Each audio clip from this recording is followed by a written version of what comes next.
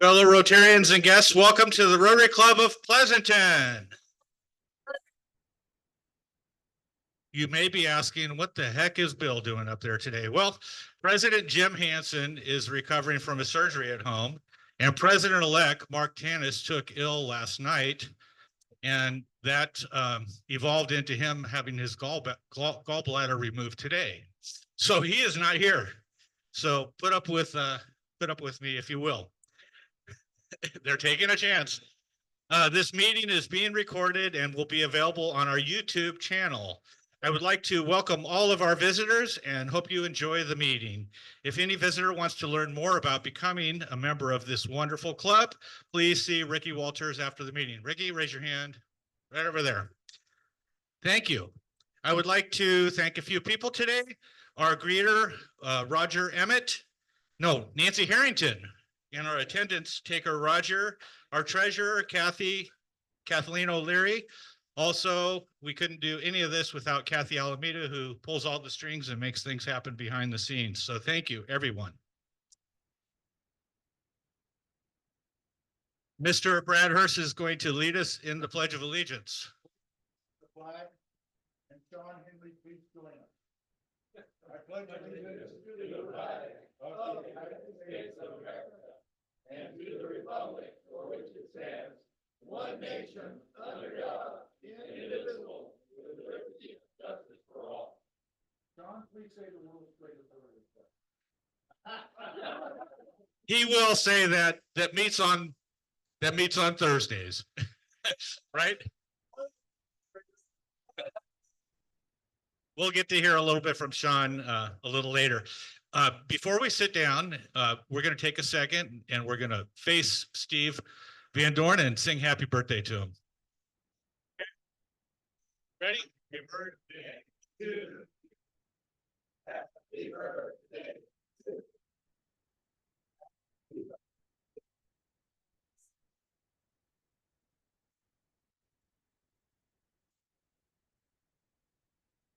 Thank you. Please be seated, and we will hand the mic off to Cove Corey. He's going to take care of weed care for us. Ricky, you want to go over your shoulder with that to the podium? He's going to deliver our inspiration today. Ricky Walters.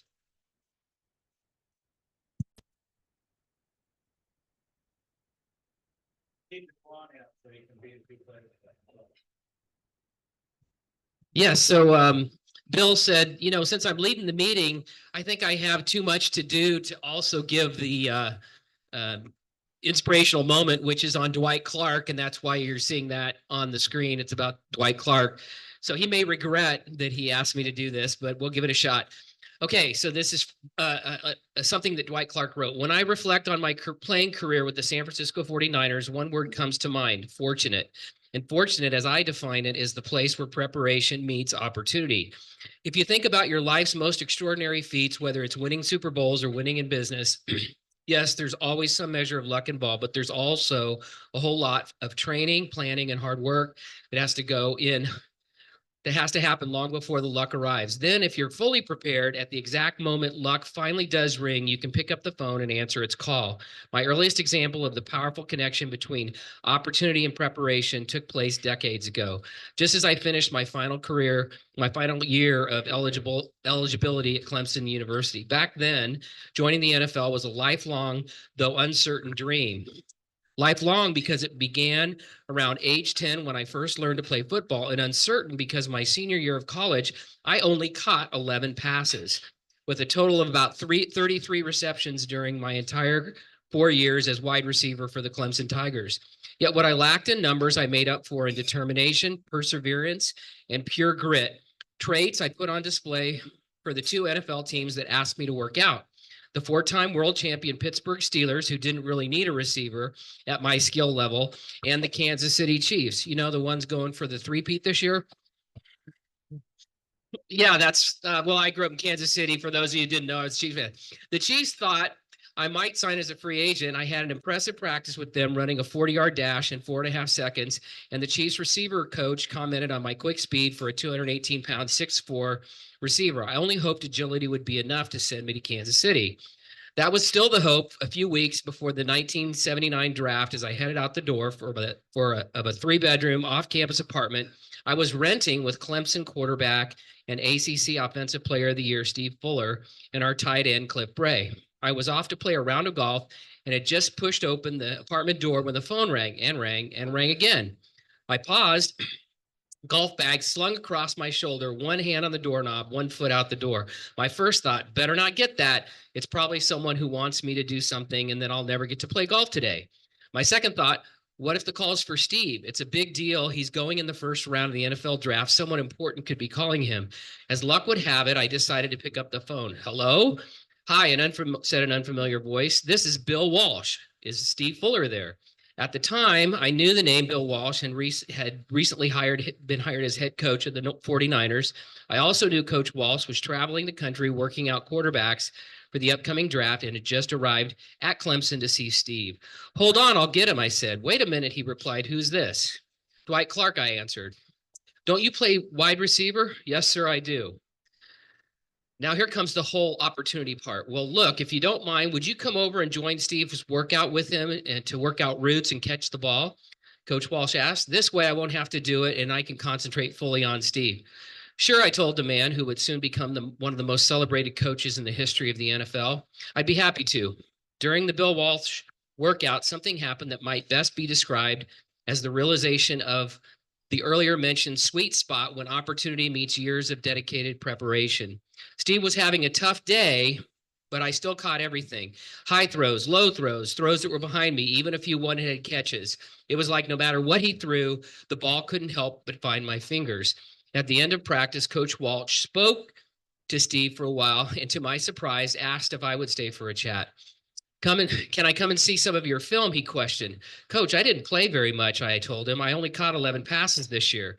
He thought a minute. Was there any game where you caught 2 passes? Yes, I replied, against the North Carolina Tar Heels. Let's watch that. And we did. Over and over, we reviewed those clips and 2 receptions, one which involved a pass going over the middle that I had to stretch to catch, leaving myself wide open for a hit that subsequently getting crushed by some pretty large Tar Heel players, though still holding onto the ball, then standing up and returning right back to the huddle. Coach Walsh asked me endless questions about the play, and at the time, I took his inquiries as more informal curiosity than serious interest. What I didn't realize was the determination Walsh saw in the challenging catch I completed against North Carolina, coupled with the countless others that I made that day, most likely sealed my fate a few weeks later.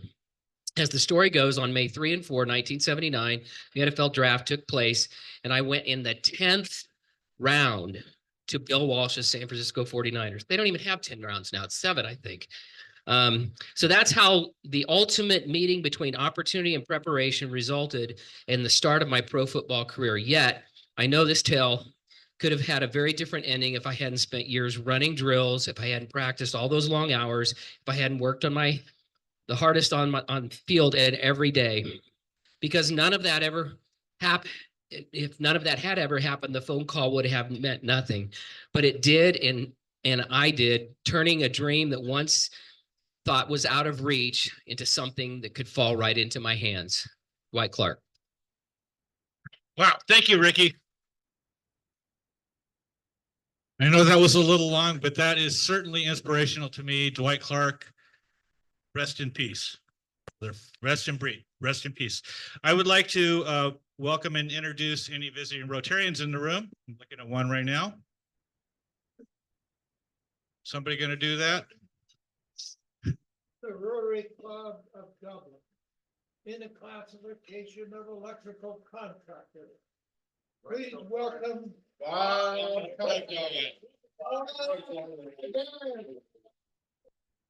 We have another visiting Rotarian over here, right behind. Okay, please do. Brad's going to introduce. President Bill, it's a pleasure. President Bill, fellow Rotarians, it's a pleasure to introduce from the Rotary Club of Pleasanton North in the category of eminent stockbroker. Please welcome Sean Henley.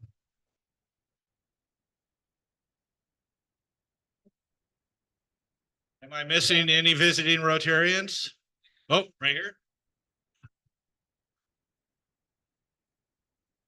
Hey everyone, this is my good friend Christine Lusty. She is the owner of Monarch Designs, and she's a Rotarian in Livermore.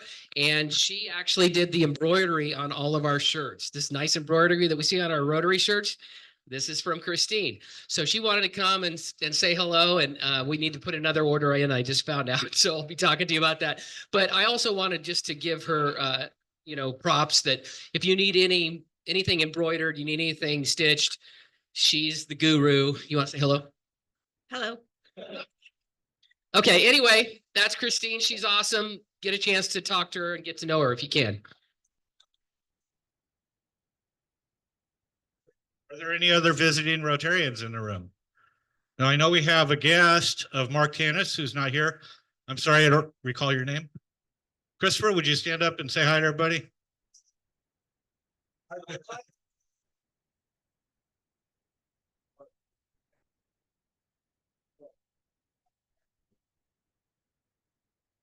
Okay, fantastic.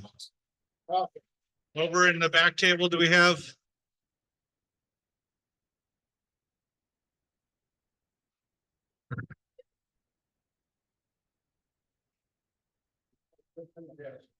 One more, okay.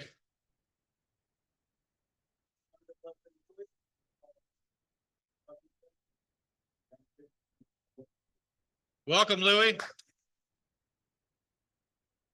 Any other visitor?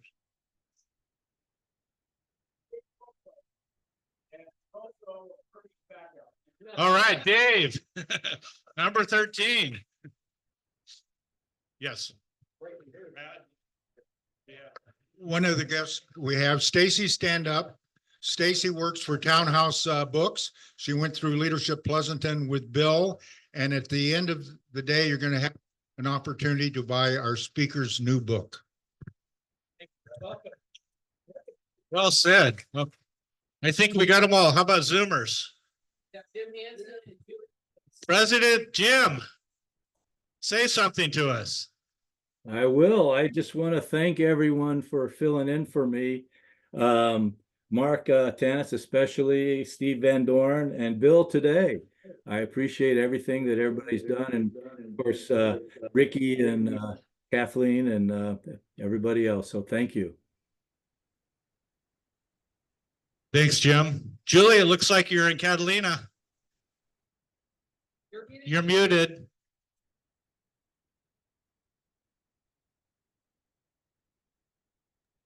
There. Okay. Yes, I'm at Catalina. I'll be home the 24th and can't wait to go to Peru with the wheelchair group. Oh, All right. and Spirit Run. I'll be home in time for the Spirit Run. Fantastic. We'll see you soon. Well, what better way to follow up Julie than to sing a song by her late husband, Don Lewis? You want to cue that up, Ricky?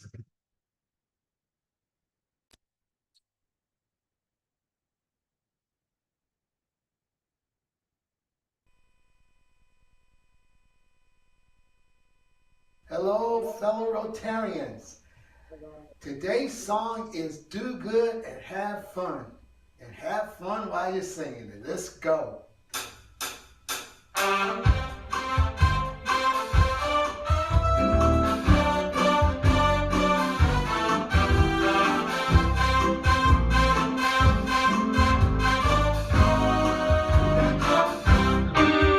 We're the world's greatest Rotary Club in Pleasanton. We give thanks when our work is done. We do our best with the 4-way test. We do good and have fun. We do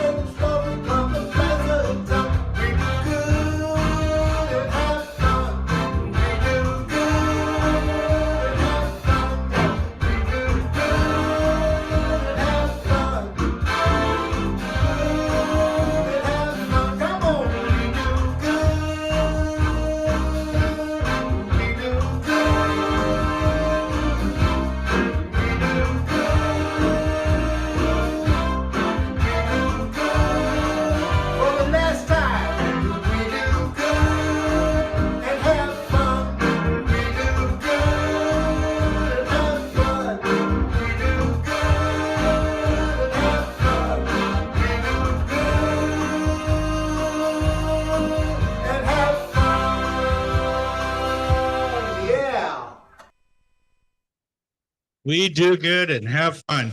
We have a couple of announcements. I'd like to invite world traveler and past president Steve Van Dorn up here, and Sean Henley, the chair of the Pleasanton Chamber of Commerce and a member of TNR, for announcements. Thank you, Past President Bill. So I received this Rotary citation, which how many know what that is? Bill does. Okay. Bill, did we get one of these when you were president? Oh, we did. Oh, good. I just wanted to make sure. So we got one for last year, 2023-24, from our past Rotary International President, Gordon McNally. And I'll read you what it means. The club, now they're calling it the Club Excellence Awards, which recognize the hard work clubs do throughout the year.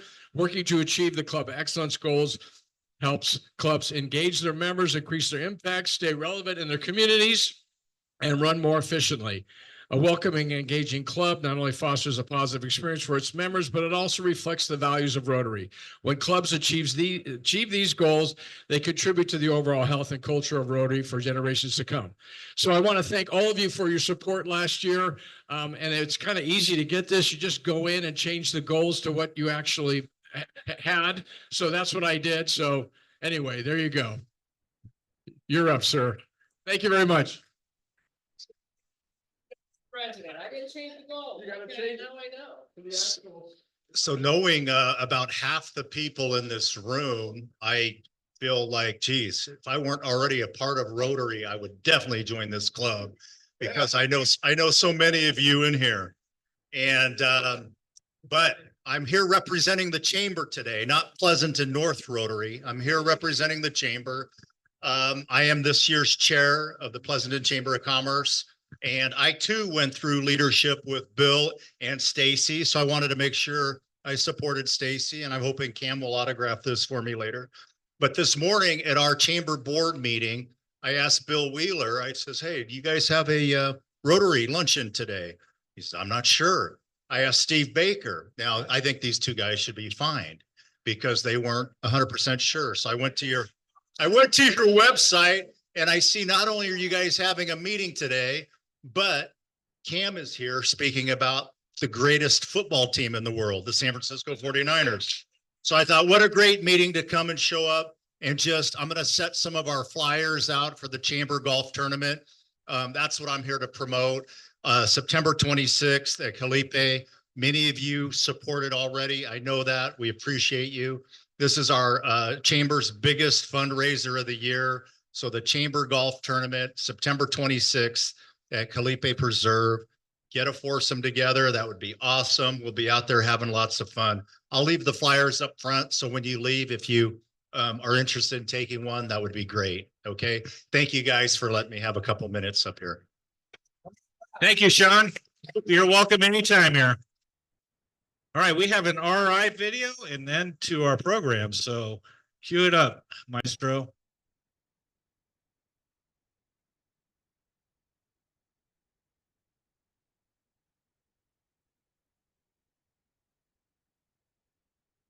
Ideas, form friendships, and give back to their communities. Rotary's name came from the group's early practice of rotating meetings among the offices of its members. They were committed to service and not afraid to dream big. Today, that club now has 1.2 million members. In 1952, 58,000 cases of polio were reported. Over 3,000 died, and 21,000 were left with paralysis. We began our fight against polio in 1979 with a project to immunize 6 million kids in the Philippines. We went to Mexico, immunized 13 million children. Then we went to South America, Central America. One nation after another became polio-free. We raised $1.6 billion to end polio and teamed with the Bill and Melinda Gates Foundation, World Health Organization, UNICEF, CDC. With our efforts, we even arranged a 4-day ceasefire in the Civil War in the Sudan so we could go in and immunize the children, nominated for a Nobel Peace Prize. Today, there are less than 20 people in the world with the disease. We broadened our goals. We set sights on providing not only vaccines, but clean water, sanitation to nations across the globe. We built thousands of WASH programs in over 100 countries, $3 billion on life-changing sustainable projects. We support education. We give scholarships and grants to people who fight for the same beliefs. We give over $7.5 million away yearly. We use terms like service above self. We believe in doing good. We want to make the world a better place. We dream big and have a powerful heart. We're neighbors, friends, leaders, problem solvers who see a world where people unite and take action to create change across the globe, in our communities, and in ourselves. What are we going to battle next? Who's our opponent?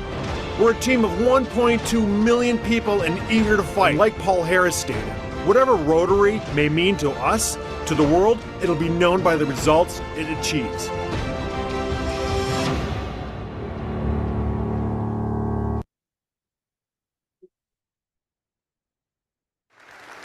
Oh, I want you guys to all give yourselves a Thank huge you. applause, So- because that's about you. That's about you. All that Rotary is just a concept unless the people do what they do. So thank you, guys.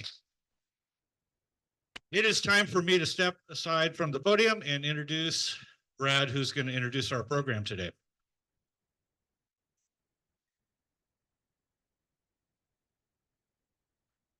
Thank you, President Bill. Our speaker today is Cam Inman, who's the beat writer for the 49ers. Cam is a Pleasanton resident. If none of you happen to know that, he married a Pleasanton girl, and she convinced him to move to Pleasanton or to stay in Pleasanton. Cam was raised on the peninsula. He attended Cal Poly University. Okay. He was a journalism major, and his dream upon graduation was to get a job covering the Fresno State Bulldogs. Not achieving that, he accepted the 49ers. So Cam is also the author of a book. It's his second book. It's called The 49ers, A Curated History. He's donated an autographed copy, which will be a raffle prize today. And Stacy, raise your hand. Stacy's with Townhouse Books. She'll have the books for sale for anyone at the end of the meeting. Cam and his wife, Jennifer, as I said, live in Pleasanton. They have two daughters. One is graduated and is at UCLA Law School. The other one is at Nazarene College in San Diego, and a son that is at Amador. Most importantly, he participates annually in the Halloween Spirit Run, and he loved it when it was on Bulldogs. Please welcome our Pleasanton resident, a success story, Cam Inman.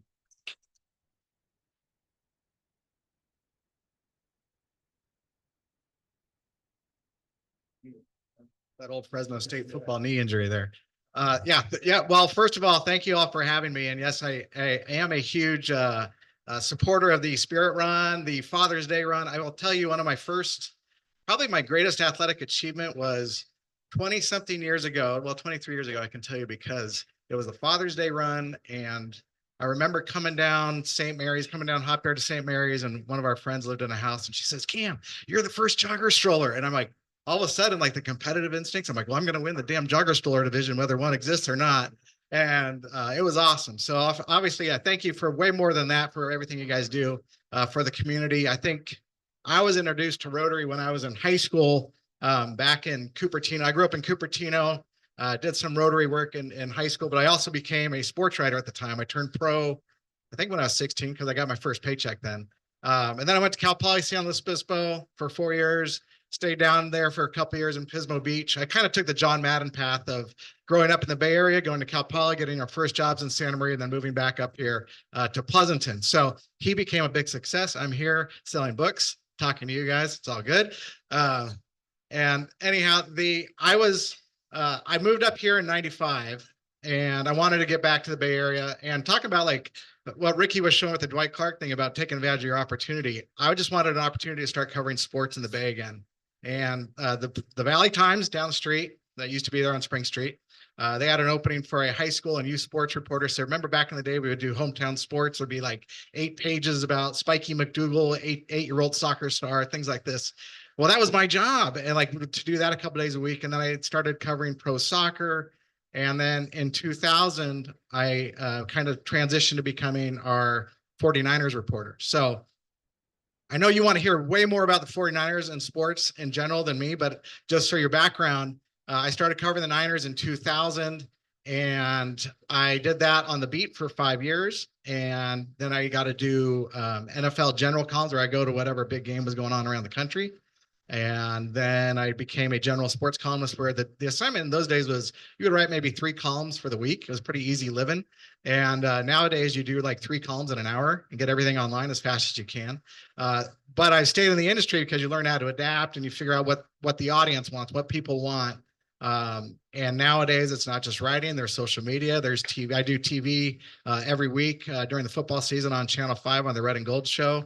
I've done radio, podcasts. So now there's a lot of multimedia, but one thing I'll tell you is I don't know anything. A lot of the media people will get up in front, or they'll stare at the YouTube camera and tell you everything, that they know everything. I learned a long time ago, we know a little portion of it. So I try to rely best using my eyes and ears to relay, and I use my curiosity to figure out what people might be interested in. And I've covered about 9 Super Bowls, and one of the first ones I went to, my sports editor at the time said, just follow the scent that's the strongest. So it's not necessarily what's the news of the day. Find something that's curious and interesting. And that's kind of my rule of thumb when I write is, if I'm bored by it, my readers are going to be bored. So I try to find something that's entertaining, relevant, insightful, and kind of be the just kind of a chaperone for everybody to connect them with the team. So the 49ers, I've covered them this will be my 25th season. Right now they're the healthiest and strongest they've been since they last won Super Bowls, which was 3 decades ago. So it's been a while, but they have like strong leadership finally in place. They've got a good quarterback, your guy Purdy, and they have a lot of good talent around them. But it's like the whole vibe, this training camp, because I go down there, I'll tell you more about my job if you have questions about it, but during training camp, we're there every single day. We get to watch practice, whatever, it's an hour and a half, talk to a couple players, coach, write a story or 2, and then we're on to the next day. This training camp's been different because they're coming off of a Super Bowl loss. I've covered them off of 2 other Super Bowl losses. They never used to lose Super Bowls until I started covering them. They won 5 in a row before. Yeah, so it's state school, your product too. But anyhow, and I was telling their owner, Dr. York, the other day on the sideline, I go, don't you just kind of wish everything just fast forwards to December and January? Because it's almost like the NBA. It's like, just get through the regular season, get to the playoffs, because everybody knows what the potential is. Like, I think last year you weren't sure what the potential was because you didn't know if Brock Purdy's arm was going to stay attached. And then you go back to the Harbaugh era and they are really, really good, but there was just always like some really good teams blocking their way, where right now the best team blocking their way is the Kansas City Chiefs with Patrick Mahomes, but nobody's ever won 3 Super Bowls in a row. So, yeah, I mean, it's not like the Niners Mahomes proof they didn't Mahomes proof their roster yet that we know of. So, it's kind of a weird vibe and energy, but it's okay. It's like, you don't need to see training camp fights to say the team's ready for battle. It's a veteran team that knows what their mission is, and you have a lot of the same guys back. So not a lot of jobs are up for grabs. So it's kind of like there's this taking care of business, except 2 guys still want their business done in terms of contracts and haven't shown up yet, with Brandon Ayuk and Trent Williams. And so that's kind of been a dark cloud hanging over things for the month. So you get tired of reporting the same story over and over again, that nobody's signed a contract, but everybody wants to know. And I've already heard 3 or 4 people asking what's going on. And last week, Brandon Ayuk showed up watching practice on the sideline. So instead of watching the practice, I watched Brandon Ayuk watch practice. I wrote a story about Brandon Ayuk watching practice. And that was the most read story I've written in over about 2 years. And I'm like, it took me 5 minutes to write while the press conference was starting. I was writing a story in the auditorium, and I'm like, I don't care what these guys say. I'm telling you what happened on the field, and people were interested in it. So, and then there's also algorithms that I don't understand. Whoever the tech people are, congratulations. So that's kind of a little in a nutshell of what I've done. But I've mainly covered the NFL and the 49ers for 25 years. I've also loved covering golf, usually whenever a US Open rolls through Pebble Beach, because they let the media play one day. That's the only times I get to play Pebble Beach and tear that up. I've covered a lot of baseball games. I covered a few A's games this year, which is really creepy because you're going to a wake because they're going away, and it's a very sad situation. I've covered Giants games. The Giants ballpark to me is the best ballpark in America of any sport. I've always cherished any time I've gone in there to cover a game, and I covered a couple of those this year. I've covered a lot of soccer. You name the sport, I've pretty much done it, except maybe rodeo. No, maybe I did do rodeo when I was in Santa Maria. Anyhow, what I want to do is open it up for questions. But yes, I did write a book. It's called The Franchise 49ers Town Center Books. It has some copies over there. I'm going to be signing autographs, signing the book. I don't sign autographs. I signed the book on, was it September 28th, Stacy? Is that right? It's Saturday happy hour with me. So apparently they're serving booze. And if not, I'll bring a flask that we can all share. So that's Saturday, September 28th at 5 o'clock. And so be sure to, support our locals, and I'll open it up for questions. Actually, did you want to read a chapter or two, Ricky? I know you're pretty good at reading stuff. No, I'm just kidding. All right. Yeah, go ahead, Sean. I loved it. It was good. It was good. There's a chapter on Dwight Clark in there, by the way, too. So it's all good. Yeah. Yeah. Yeah.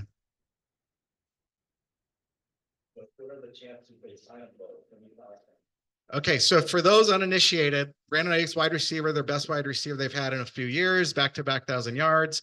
He's entering the 5th year of his rookie contract that pays him $14 million. It's kind of hard for some people to grasp, but he's worth $28 million a year on the market rate, right? So he's fighting for his money. So he's a different story because he showed up to camp on time. So he's been there for a month and just hasn't practiced. And it's been a weird distraction, but he's there so he doesn't get fined. And just kind of the 49ers are frustrated because they feel they presented him a lot of offers. And he also says he wants to get traded, but he doesn't.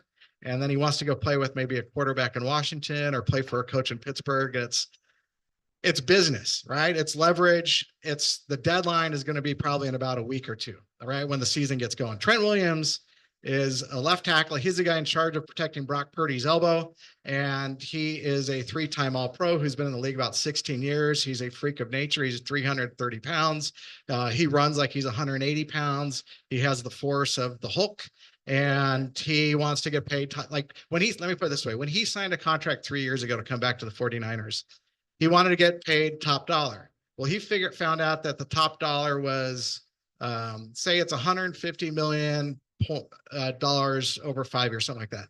Well, he wanted $150 million and $10,000 extra a week to make sure he was the number one guy. So there is very hyper aware ego thing that I'm the best guy. So right now he's fallen down to like number 6.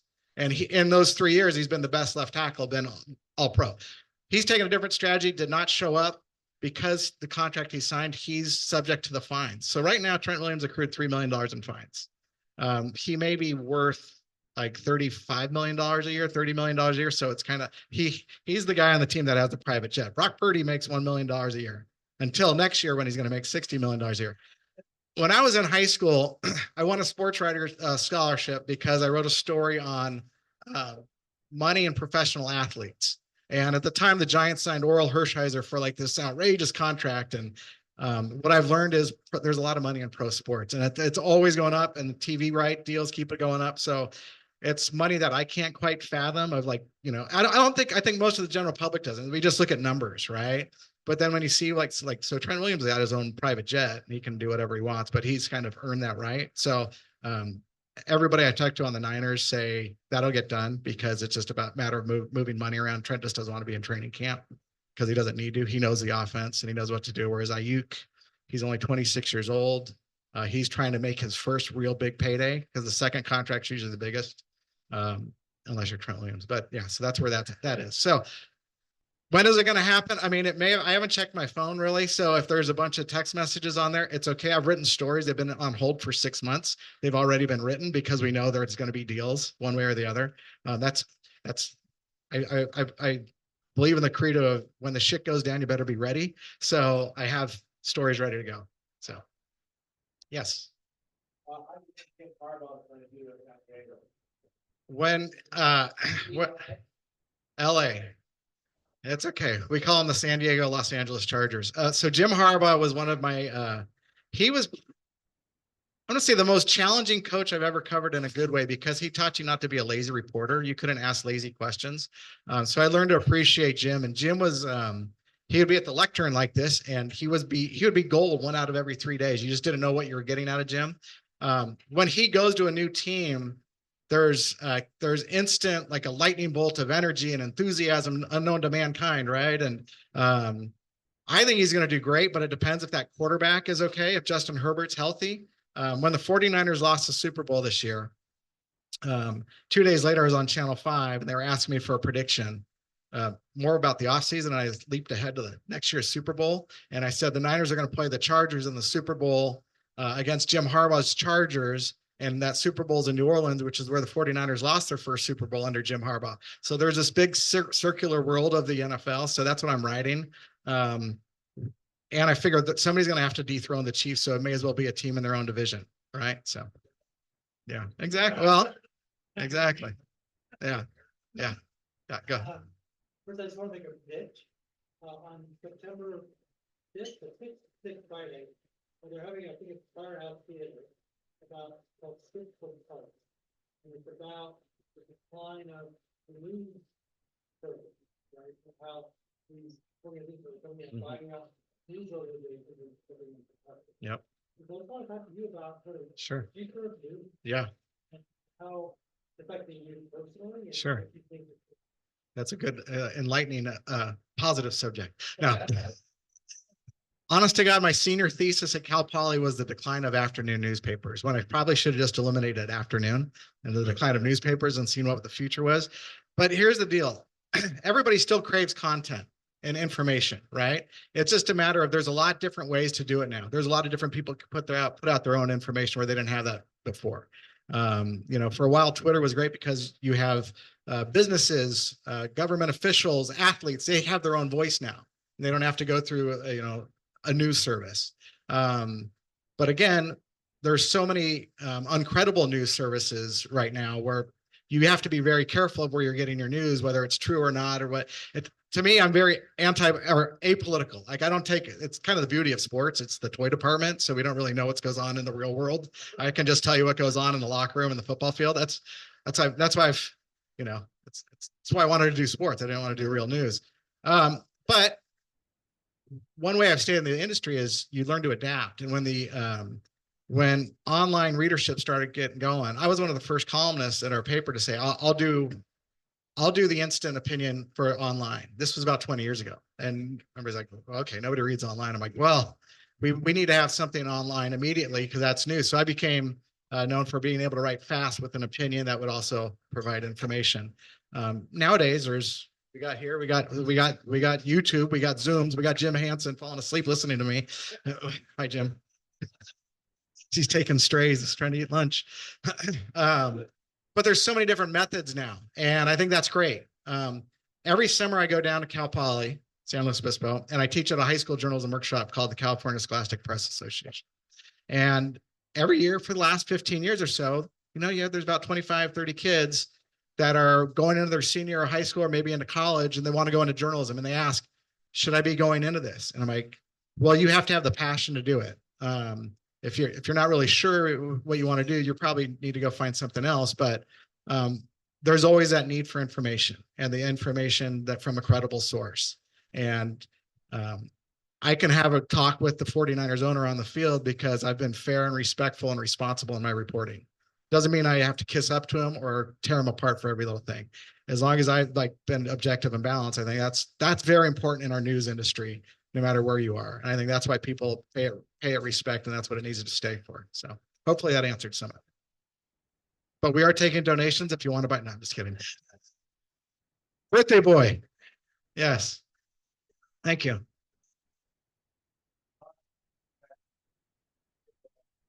It hasn't impacted necessarily what I do yet. I mean, it's coming, and I did an experiment last summer, I think, where I said, who is Cam Inman, just to see what AI would tell me.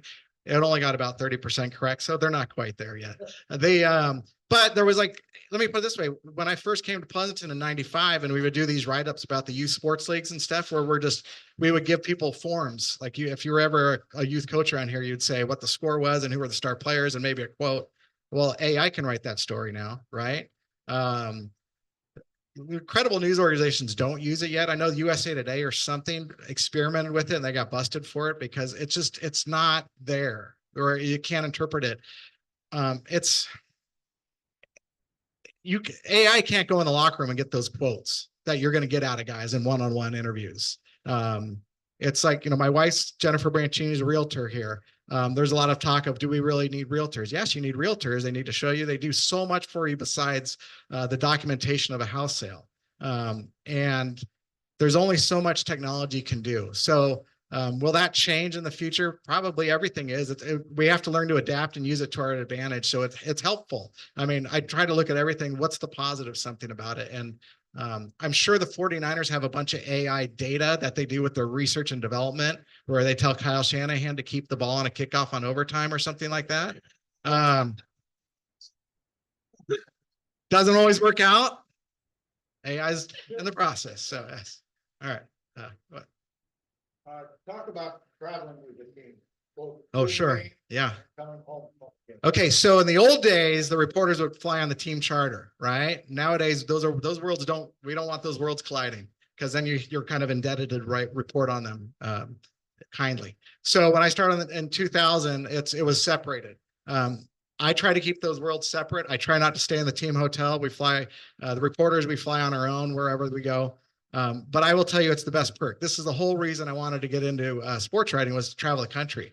I wanted to be a baseball writer, where every 3 days you're in a new city. And then in about 2000, kind of when I was on the fringe, I did some Giants and A's, and I got offered the Niner beat.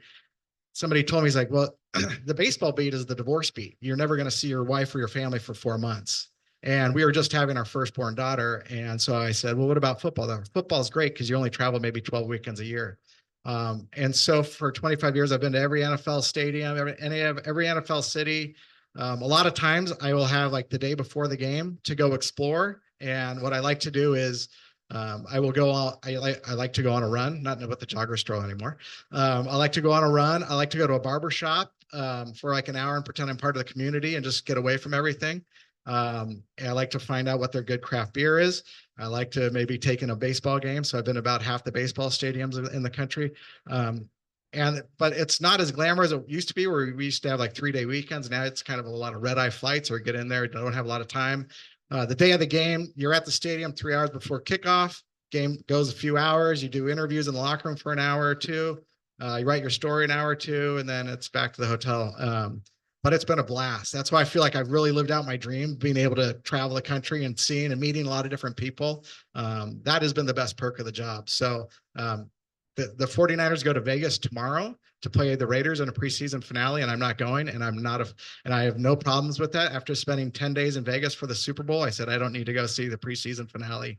But this year they have like Green Bay. Like, first thing you do when the schedule comes out, all the reporters, we go, okay, where are we going? We're going to Green Bay. You got to get your hotel room for Green Bay that instant, because it's not a big town.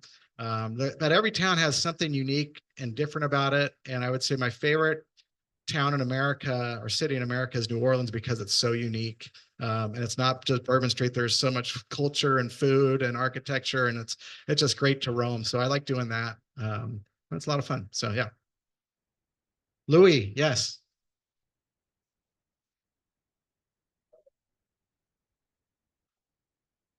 Yeah.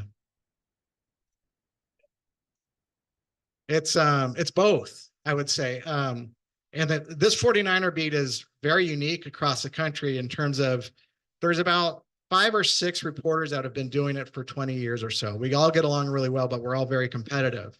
I also say we all have a different strength. Whereas one person, say Matt Mayoko, is the best reporter. He's been covering the team for about 30 years, so he knows the ins and outs and a lot of different people. Whereas Matt Barrows of The Athletic is maybe the best writer. And Eric Branch asks the longest questions in press conferences.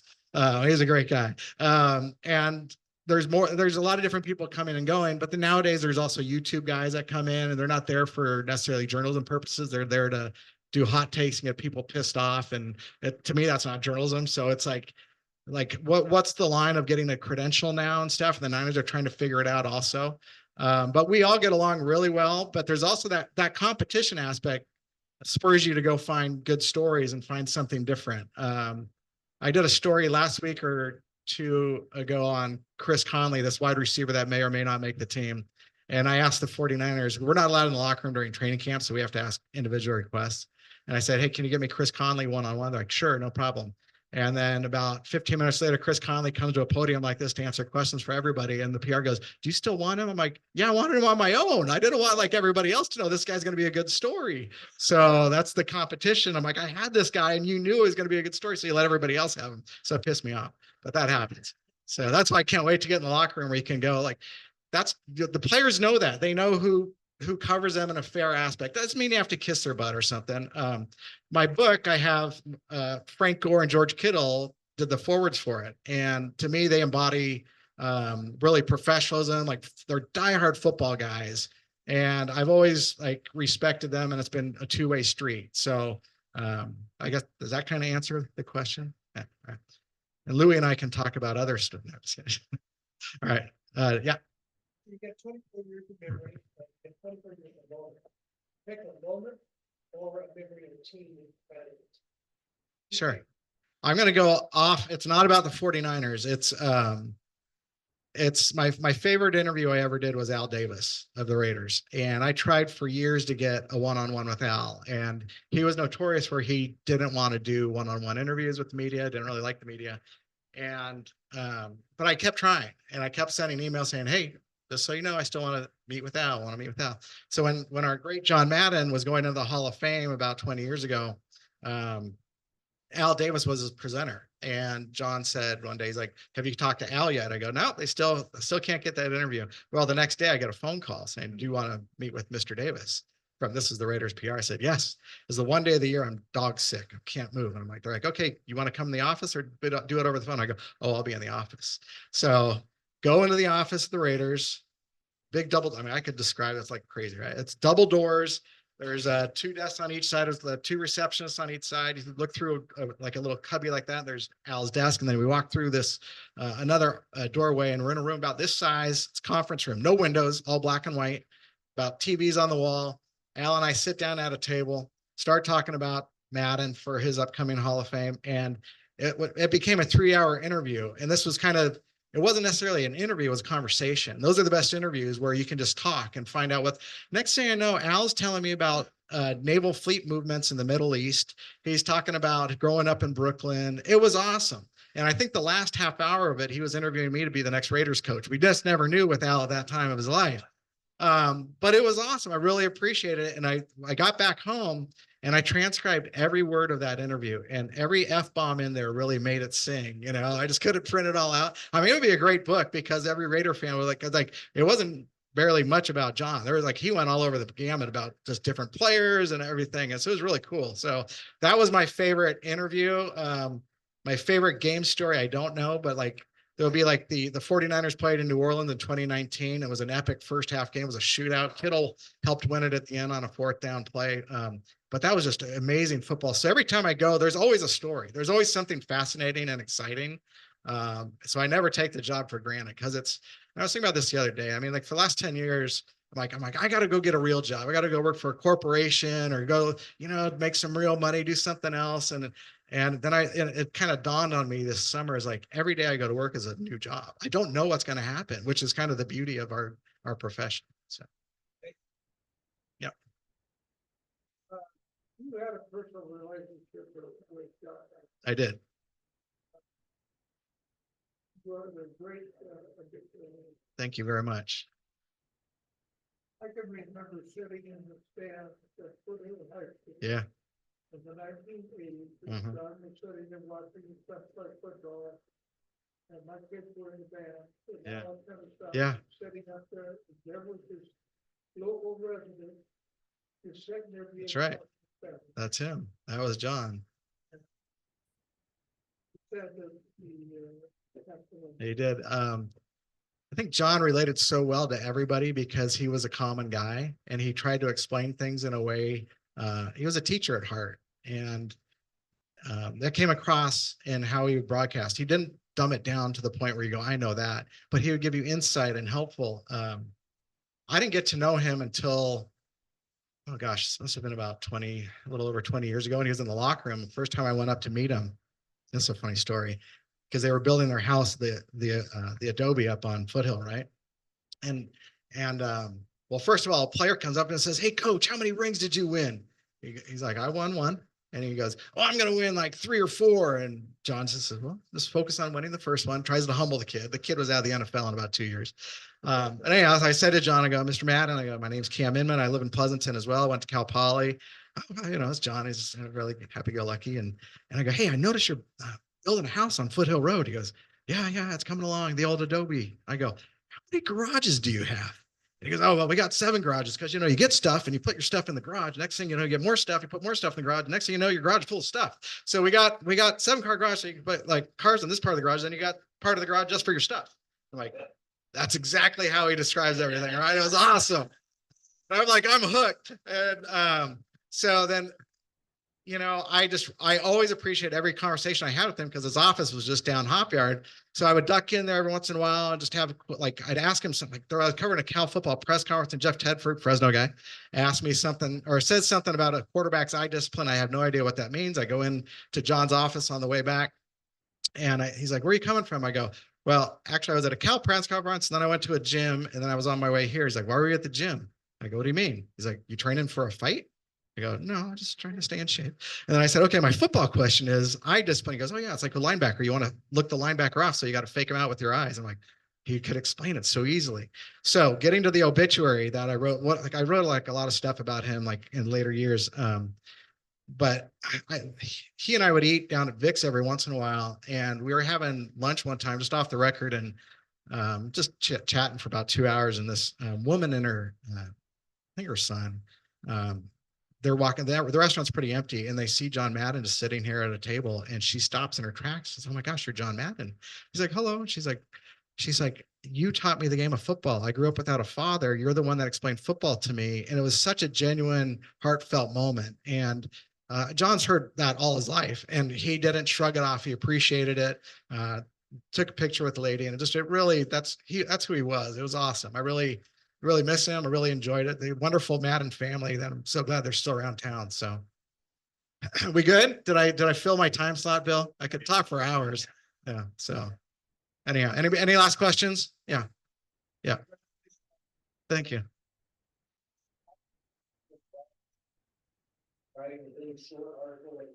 Yeah. Yeah. Well, my book is like a bunch of short articles. So there's about 40 chapters and it's like, we talk about quarterbacks, we talk about coaches, we talk about the legends, Super Bowls, stadiums. But like, if I do a long story, you invest a lot of time. You talk to a lot of people. Like when I was doing John's like life story going into the Hall of Fame, I talked to so many people, where you really feel like you're shorting it, like, cause you're leaving stuff out. It's really hard to do. So you can only pick the best stuff that's going in. I have a problem now where I write too much anyhow. I need to write shorter and I need to talk shorter. But like somebody once told me, you know, the best writer is somebody that can write small and get it concise and get it done. So I still have to figure that out. But so anyhow, thank you very much. Thanks everybody for reading. Thank you, Bill. Thanks, Brad. Thank you, Cam. That was fantastic. I love that. It's time for our opportunity drawing. We have a signed book. Yeah, this one's signed. So we're gonna pull. Why don't you have Cam pull 3 tickets and then we'll read those numbers. For the book itself, and you get a complimentary book. Cam, would you care?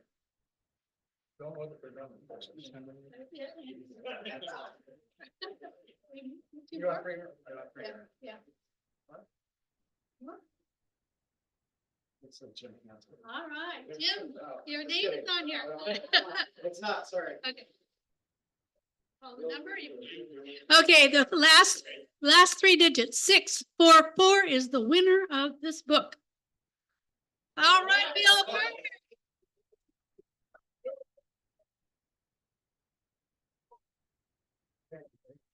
Okay, now we're going to do the drawing for Opportunity Fund. Right now we have $64 in there. The last 3 digits are 613. Okay, Larry, please choose the red. I'll trade you my ticket for your book. We'll see. What do you think? This is let's make a deal. Yeah, he needs to choose a red one. Yeah, feel the red. Keep going, keep going, keep going. Yeah, yeah, yeah. It's blue, okay. The next one is 617. Bill? Ah, Make a deal with Bill. Bill, I'll trade you for the book. okay, you need a red one. Blue one, okay, next week, guys. All right. Well, next week, I believe, is going to be our fifth Thursday, right? So we're going to be meeting, I don't recall where it. Mike Osterman's house. Okay. Bring a bottle of booze and we'll have a good time. This meeting is adjourned.